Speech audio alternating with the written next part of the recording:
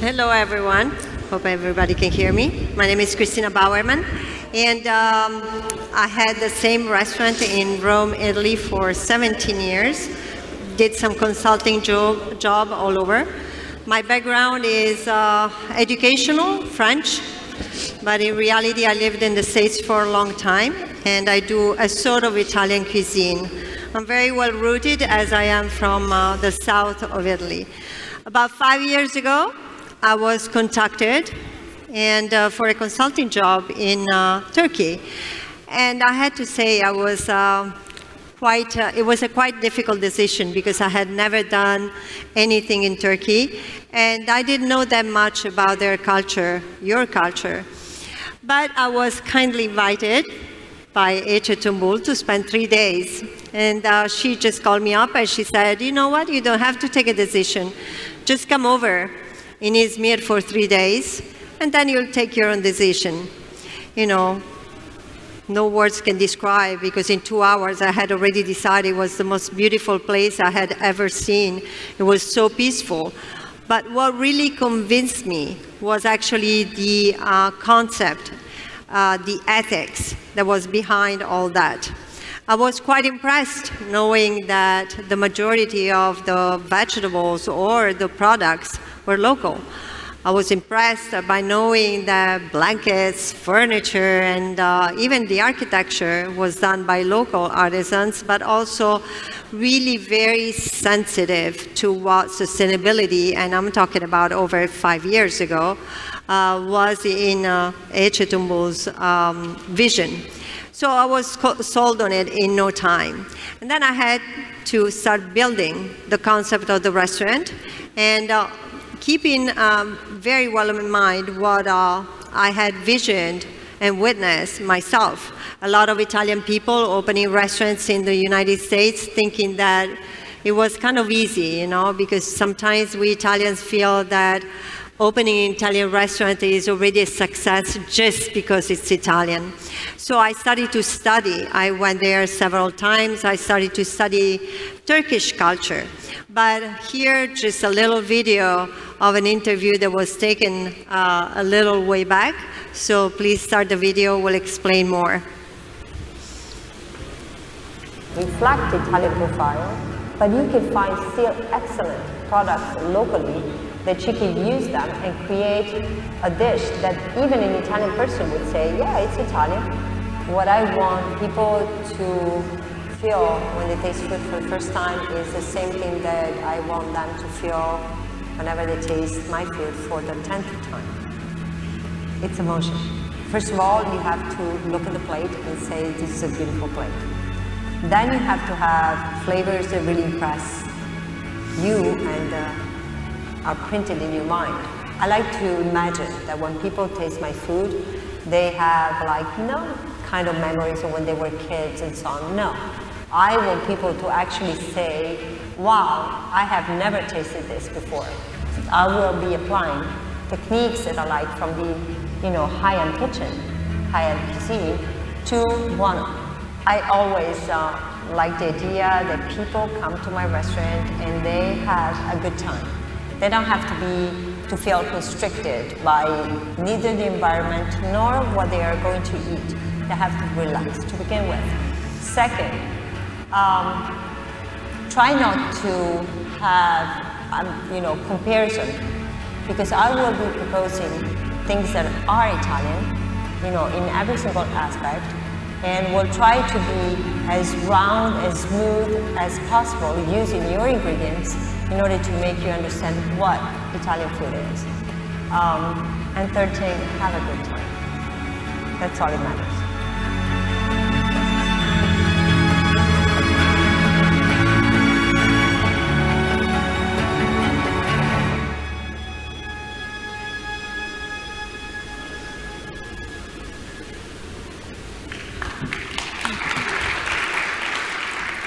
Thank you. So the first thing that I did was to actually understand the culture. See, understand the culture, knowing the local culture, and avoid any misinterpretation. We have had several situations for which, for instance, some ingredients or some techniques were used in countries where maybe was not accepted, either for normal behavior or just for religious reasons. So that's why, for instance, in our restaurant, it's we avoid all the ingredients that are generally not used in this country for religious reason. Of course, I'm referring to pork. But also trying to understand people what they like. For instance, when they have an idea of what Italian food is, what is it that they have in mind? So as a chef, you're always debating, do I give the easy thing? Because Italian food is always, conceived traditionally as pasta and pizza. Or do I try to push a little bit on the modern side? So you have to find that compromise that make the customer happy, because it's important, the emotion that they feel, the happiness.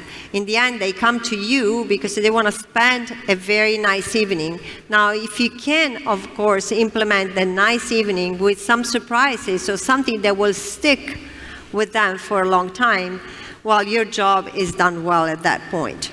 So pay attention to cuisines, traditions, values that may have an impact on your food offerings.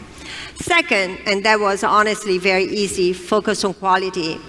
At Glass, which is a restaurant actually that was shown in the back during my interview, we focus on ingredients. I calculated the other day 42 vendors, and the reason is because I get the tomatoes from this guy, the salad from the other one, the sheep from this one, and so on. Because it's very important to actually focus on quality, and it's our job. It would be very easy to open a catalog or just open up a web page and just, insert the order. We try not to do that. And we do the same thing at Buono. In fact, one of the greatest dreams, I think, of every single chef sitting in this room, for some it's easier, for some it's not, is to have, for instance, their own herb garden or having a bigger place where to grow vegetables. Well, during those 3 hours in which I decided that I wanted to be part of the team of Marvi, I was taken to a farm that I can't pronounce the name. Maybe you can help me out, because I always get it wrong. That, exactly. So I was brought to this farm. In this farm, they grow vegetables, they have cows, they make their own marmalade, but I was really impressed to see how they make the molasses still with like the iron tanks onto the roof, dried by the sun. On that, I was like, oh my God, I cannot believe that they are doing that. And I am lucky enough I get to use it. And some of these products, I use them in Rome because I'm like, I know that this is a kind of like cross-contamination that I love. So focus on quality is the other point that is very important to me. It's, we use prime vegetables, we grow our own garden just outside of the restaurant, and I know where all the products come from. We choose, for instance, even our fishmonger with great details. We have changed a couple since the beginning, but we will make it. Now it's going to be 5 years, it's my 5th year. Second, customize your menu. While keeping the authenticity of an Italian cuisine, you still have to pay attention, introduce Turkish flavors or ingredients into your Italian style, which is exactly the opposite of what I do in Rome. One of my main courses that one of my signature dishes, I'll be using that before Turkey, but in Turkey I found out that it's the best one, is using sumac with lamb. I'll be using it for like, I don't know, 12 or 13 years. But here I was taught how to recognize good sumac, how to recognize the one that they actually pollute with citric acid, so that you think it's good, but it's not. So let's put it this way, the quality of the ingredients, or some of the ingredients that I use, improved a lot thanks to the culture that I acquired here. So cross-contamination is a good thing when it's done with intelligence. And then here, this is something that honestly I would have not brought it up if it was not for the panel this morning. Because this morning the panel you were talking about personnel and the great problems that you have in hiring qualified staff. Well, it's not that I want to make you feel better about yourself, but we got the identical same problem in Italy and I think all over the world. So even hiring people is very challenging. First of all, the language. And that is something that you really need to work on. You need to find somebody that knows both the language, even though we know that in the kitchen, sometimes it's easier because you show things and then you learn the words afterwards. But knowing somebody that knows hot cuisine, how to plate, how to use certain instruments is certainly a challenge. And so what we do, we train people. We train people, some of them have stayed, at least up to this year, they have been with us for a long time. I've been lucky enough, I had the same identical chef for 3 years, and now it's the second one for the other chef. So always the same person, knows exactly what goes on in the kitchen, and knows the staff that he works with. So that's something, those are the points that I really kept in mind whenever I started to think of a concept for a restaurant in Turkey. Then one of the things that I want to make sure to underline, because it's very important, is the concept of sustainability. As I had mentioned in the beginning, sustainability is a big part of the concept of Marvi. So you are surrounded by nature. You literally walk through the trees. You walk through gardens, and there are like wild plants, and you can smell them. You can smell the aromatic, for instance, herbs while you walk through. But not only that, because in the kitchen it is, for me, it's prioritizing. So last year, May of last year, I got certified plastic-free in Italy. And of course, you know, I kind of want to bring this more and more because it's already existing in Marvi Club, but in particular in Buono by Cristina Bowerman, because for me it's very important. This year in May, I should get the second level because there are 5 levels for that. Why do I say that? Just earlier I was asked, but do you get something out of the government if you get this certification? And I said, no. You just do it because you believe in it. So trying to create an environment and a kitchen system that allows you somehow to save, for instance, on plastic, to save on energy. Right now, one of the goals, I've been doing this for about a year and a half, since I started the certification process. I want to try to eliminate every single kind of cooking technique that, for instance, wastes plastic like crazy, like for instance immersion circulator. So I started to use, other than of course barbecuing with white coals and so on, crock pots. You know, and crock pots, I know that sometimes it might sound like grandma's technique, but they work very well. Or for instance pressure cooker. They allow you to do a great cooking, but at the same time you save literally like a lot of polluting material. The other thing is using, for instance, in particular here in Turkey, using spices that are local. So, for instance, right now, we are, last year we opened a pizzeria on the beach, and this year we want to implement with something different as well. So we are thinking about kind of dishes that are Italian, but with Turkish spices, but they don't use any kind of like plastic plates or disposable plates, because of course it's on the beach, it's very easy to think something like that.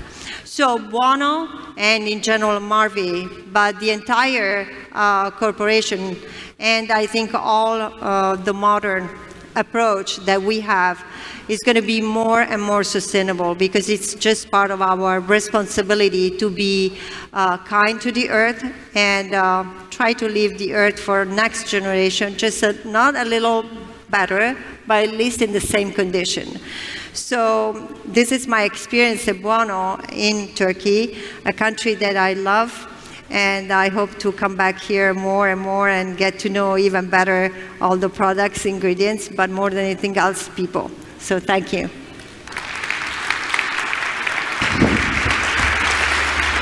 Cristina, Yes. Dear Cristina, Sorry. very many apologies. I couldn't announce you properly because I was not informed that Joe Barzi has gone for lunch. So please allow me to announce you at least in Turkish to my guests. Efendim, ikonik İtalyan Glass Historia'dan Buona Italiana'ya uzanan yolculuğunu anlattı. İtalyan mutfağının en önemli temsilcilerinden biri, Roma'nın tek Michelin yıldızlı kadın şefi Sayın Cristina Bowerman'ı dinledik.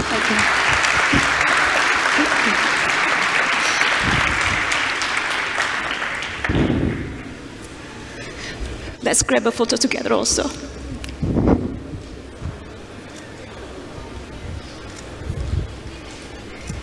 Thank you.